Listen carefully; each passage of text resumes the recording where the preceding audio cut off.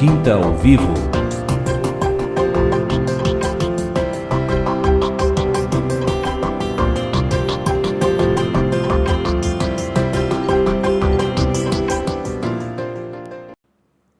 E voltamos aqui nesse bate-papo edificante, terceiro bloco.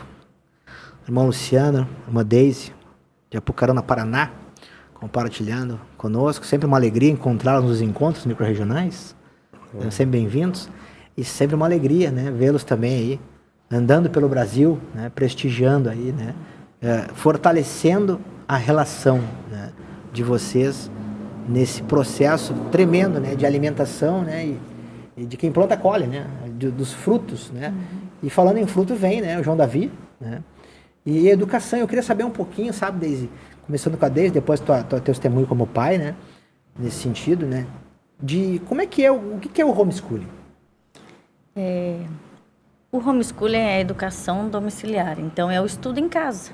É um termo em inglês que no Brasil a gente entende como educação em casa. Então, a gente não deixa a educação dos nossos filhos na mão do Estado, na mão da escola, né? Mas a gente deixa na mão dos pais, responsabilidade dos pais. A nossa Constituição, ela disse que a educação, ela seria relacionada aos pais, à família e ao Estado. E aí a gente entende o quê? Que aquilo que a gente quer deixar na mão do Estado, ok. Mas se eu tiver a possibilidade de fazer, nós vamos fazer. Se a gente não puder prover para os nossos filhos, o Estado vai tomar conta. Então, hoje a educação domiciliar, ela vem para a responsabilidade dos pais. Educação dos pais dentro de casa. Então, eu posso contratar um tutor, eu posso contratar um professor particular, eu posso contratar somente conteúdo e os pais vão ministrar para os filhos. E os filhos vão ter aquele vínculo, né, familiar. A educação familiar hoje é muito falada, mas ainda não se tem a visão completa sobre a educação domiciliar. Porque a educação domiciliar não é eu tirar da escola e colocar dentro de casa e eu não ter vínculo com meu filho. Porque não é uma educação da visão do Senhor, né? Porque a visão do Senhor é que os pais estejam junto com o filho na educação.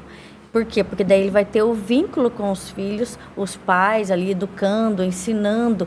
E aquele filho, ele vai crescer junto com a família. E se a gente não tem esse vínculo, ele vai crescer no mundo dele lá fechado. De repente, lá dentro de um quarto, né? E o pai não vai ter controle, não vai ter um cuidado especial com esse filho, né? Então, nós prezamos muito por essa questão da família junto com os filhos, né, para que os filhos permaneçam ali nos princípios e valores dos pais. Eu acho que isso é importante. Princípios e valores dos pais são princípios cristãos, vamos pensar assim, que hoje a gente não encontra mais no Estado, né? Acho que isso é importante, porque até, talvez em poucas escolas, né, raras exceções, eu creio que ainda há, né, pessoas firmes assim na educação, mas no geral hoje a gente vê um Estado corrompido, né, em relação a princípios cristãos. Então, e há muitas ideologias, né, que vêm de homens e vêm do pecado, né? E a gente, partindo desse princípio, entende que se a gente deixar assim a deriva, né, os filhos entregues, né, a esse tipo de educação, né, quais efeitos podem acontecer, né? Ou seja, as pessoas entregues ao Estado. E aí surge a necessidade, né, de a gente conhecer um pouquinho mais do homeschooling e como, né, colocar em prática isso, né? Mas a minha pergunta antes de colocar em prática é, pode homeschooling? Não tem uma lei, né, que permita, falta regulamentação. Se o STF disse que não é inconstitucional, mas falta uma regulamentação, nós estamos esperando a regulamentação. Enquanto isso, muitas famílias têm colocado a modalidade do ensino domiciliar, né, na prática. E nós temos um projeto de lei que está no Senado, né, aguardando o posicionamento do Senado para que seja aprovado. Então, as famílias estão aí praticando e... E vamos lá, como é que faz na prática? Como é que faz na prática? Eu sempre indico que, antes de iniciar, que se faça uma assessoria jurídica preventiva. Hoje, tudo é Deus, né, na nossa vida. E Deus tem me dado algumas estratégias para que a gente caso seja necessário que a gente peça a autorização do juiz para que ele permita a educação familiar ali daquela família, então, né? pode-se fazer, então, uma assessoria jurídica, uma petição ao juiz? Não, a gente não faz a petição antes. Caso haja uma denúncia, caso haja algum questionamento do juiz, dependendo da situação familiar, se a gente tiver documentos que comprovem tudo certinho, algumas estratégias que Deus tem me dado, a gente pode pedir autorização do juiz com base nos argumentos que a gente tem, com base nos documentos, na questão familiar, na questão dos filhos. Só que cada caso é um caso. Então, eu preciso analisar cada família.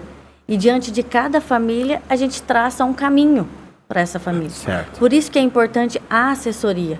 Porque são... não posso falar, na tua família acontece isso. Sim. Porque pode ser que na tua família não vai acontecer. Sim, tem que cada caso é um caso. Cada caso é um caso. Eu tenho que analisar a família, estudar os filhos. os argumentos. E aí a gente vai traçar um caminho para aquela família e deixar essa família preparada. Eu sempre falo assim, tem que ter medo para fazer homeschooling? O medo é normal? A gente não precisa ter medo, a gente tem que estar preparado. Eu tenho que ter documentação, eu tenho que fazer os registros, eu tenho que fazer uma análise familiar para eu seguir em paz. Ninguém tem que viver com medo. É horrível viver com medo. Sim. Eu tenho que estar pronto. Se o juiz pedir, me chamar, me convocar, eu levo os documentos para ele, eu apresento para ele. Sim. E eu peço a autorização dele. E aí eu te pergunto, é crime o homeschooling? Não, não é crime. Isso é importante. Porque muitas pessoas, elas acham que se sentem criminosas, por engano. Então, o homeschooling não é crime. E o que pode acontecer hoje no Brasil... no final de um processo. Ocorreu uma denúncia, por exemplo, a família está fazendo educação domiciliar e veio uma denúncia por evasão escolar ou abandono intelectual. Se a criança está estudando dentro de casa, não existe abandono intelectual, ela está estudando. Pode ser que ocorra a evasão escolar porque ela não está indo para a escola. Então, pode ser que realmente ocorra uma evasão escolar. Mas aí a gente vai demonstrar para o juiz que essa evasão escolar não existe, ela está estudando em casa. E aí, no final do processo, o que pode acontecer? É uma multa de 3 a 10 salários mínimos e a ordem do juiz para matricular. Para voltar. Para voltar para a escola. Ok. Então, dentro de um processo, né, de educação, eu creio que vai, voltando à questão, né, dos princípios, né, eu acho que vai, assim, da família tomar uma decisão. Uhum. O que você diria, assim, para essa família que não sabe se vai... Não vai, o que falar para eles? O que eu quero de melhor para o meu filho? Será que não vale a pena, se eu tiver que passar por um processo, eu enfrentar o processo e conseguir uma autorização lá no final? Por que eu tenho que ter medo, se eu não estou fazendo nada de errado? Eu quero o melhor para o meu filho e eu preciso demonstrar isso para o juiz. O juiz vai analisar, vai julgar o caso de acordo com o melhor interesse da criança. Qual que é o melhor interesse do meu filho? O que eu quero de melhor para o meu filho. E você, como mãe, tem esse direito, né? Sim. Só que eu preciso demonstrar para o juiz que aquilo ali é o melhor para o meu filho. E então eu não posso fazer as coisas de qualquer jeito. Eu tenho que me preparar. Eu tenho que ter as provas para poder demonstrar para o juiz. Só que as provas não vêm do dia para a noite. Então eu preciso de uma assessoria. Alguém que entenda do assunto, que estudou para isso, para poder auxiliar a família. Não, e é importante até nesse processo de assessoria observar a questão de escolarizar, no sentido de ensinar, né? De passar o conteúdo, né? Mesmo estando em casa. Então, isso é importante, né? De não só ter os papéis, assim, para apresentar, mas, de fato, o filho está aprendendo, né? Porque, claro, se a gente quer o melhor, precisa passar o ensinamento, né? Mas passar o ensinamento na raiz. Esse é o intuito, né? Eu creio que do ensino domiciliar é passar o ensino, que aí cada caso é um caso, você vai ser um tutor, você vai ser um professor particular, você vai ser os próprios pais, ou se não tem condições, como é que pode fazer? Isso tudo são perguntas que podem ser feitas, né? Para ver de que forma a família pode adaptar, né, esse pequenino, né, principalmente os pequeninos, né, que estão aí no início, né, sendo formados, para que fiquem livres, né, desse processo ideológico que hoje existe, de fato, nas instituições educacionais, né? E a gente precisa, eu creio, assim, colocar, né, esse sentimento assim, de batalhar pela família, né, para cada um no sentido de que cada um possa lutar, né, pelo direito do que for melhor para o seu filho. Seria isso? Isso mesmo. Nós temos que lutar pelos nossos filhos, né? Nós temos que lutar pela nossa família. Se eu quero que o meu filho seja bem-sucedido, eu preciso levar os meus princípios e valores para ele. Porque se eu não levar as coisas do Senhor, ele vai aprender as coisas do mundo. E aí eu já ouvi muitos testemunhos de famílias, né? Se eu não tivesse trazido meu filho para a educação domiciliar, eu tinha perdido a minha filha. Sim. Para o mundo. E isso é triste. Que ainda bem que essa mãe conseguiu ouvir, né, a voz do Senhor e trazer. E hoje a filha é uma bênção, né? Glória a Deus. Bom, esse papo tem bastante tempo para a gente conversar. Eu creio que nós vamos ter que marcar um novo momento aí. Mas é um assunto que precisa ser tratado, eu creio, né? E como nós estávamos falando aqui, né, de família, de princípios, né, do casamento, da relação de vocês, surgiu a necessidade desse bloco, né, para a gente falar um pouquinho, né, sobre educação, tendo em vista esse teu conhecimento, né, enfim, esse despertar, né, que houve aí, junto ao que tu lá atrás tinha estudado, né, que foi o direito, né, e advoga há muitos anos, enfim, e tem agora, como mãe, né, foi tocada, né, vendo essa possibilidade. Eu creio que isso foi muito falado, inclusive, né, no antigo governo, né, anterior, né, o presidente Bolsonaro, né. A gente viu projetos indo para a Câmara, sendo isso divulgado, né, na mídia, até na mídia tradicional, né, bastante nas mídias sociais, de uma possibilidade, sim, né, de algo que pode ser feito e como fazer. Eu creio que é isso, né. E importante, durante o fazer, né, não se sentir culpado.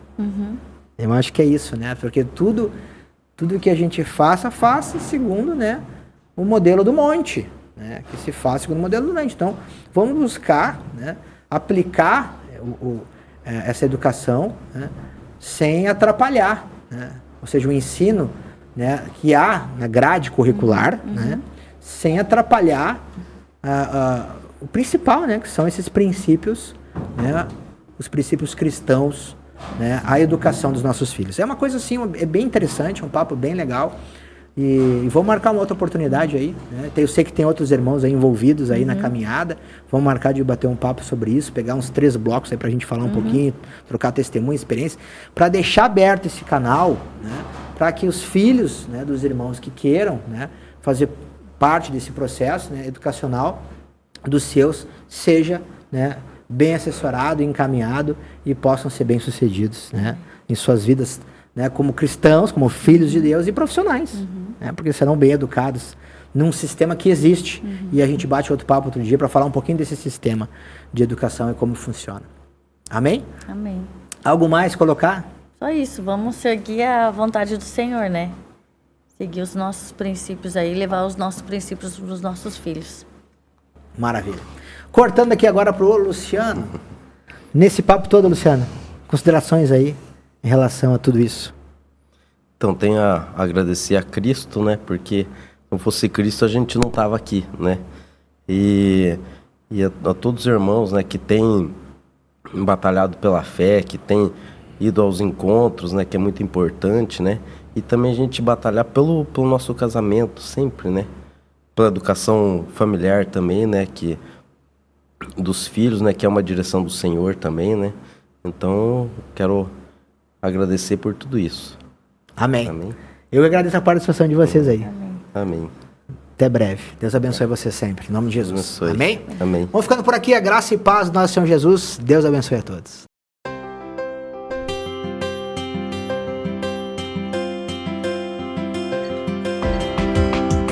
Quinta ao Vivo.